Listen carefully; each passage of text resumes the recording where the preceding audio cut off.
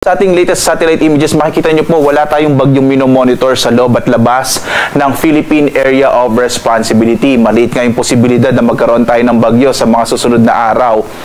Amihan na nakakaapekto sa Northern Luzon habang shearline. Yung shearline po banggaan ng malamig na hangin mula sa amihan at yung mainit na hangin mula sa Karagatang Pasipiko na nagdudulot po ng mga pag-ulan. Particular na nga dito sa may bahagi ng Central Luzon. In particular po yung area ng yung lalawigan ng Aurora. Samantala, Intertropical Convergence Zone or ITCZ, ito po yung pagsasalubong ng hangin mula sa magkaibang hemispheres o hating globo mula sa northern and southern hemispheres, kaya po may mga kaulapan, partikular na sa may bahagi ng Palawan, Visayas at Mindanao. Mas malaki nga yung posibilidad ng mga pag-ulan sa bahaging ito ng ating bansa. Kaya nakita nyo po kanina, meron pong rainfall information lalo na sa may bahagi ng Mindanao. Samantala, malaki rin yung posibilidad ng mga pag-ulan sa Aurora, dulot ng shearline, habang mga mahihinang pag-ulan at kung minsan ay makatamtaman ng mga pag-ulan sa may bahagi naman ng Northern Luzon. Sa Metro Manila at lalabing bahagi ng Luzon, makakaranas naman ngayong araw medyo mainit at tanghali,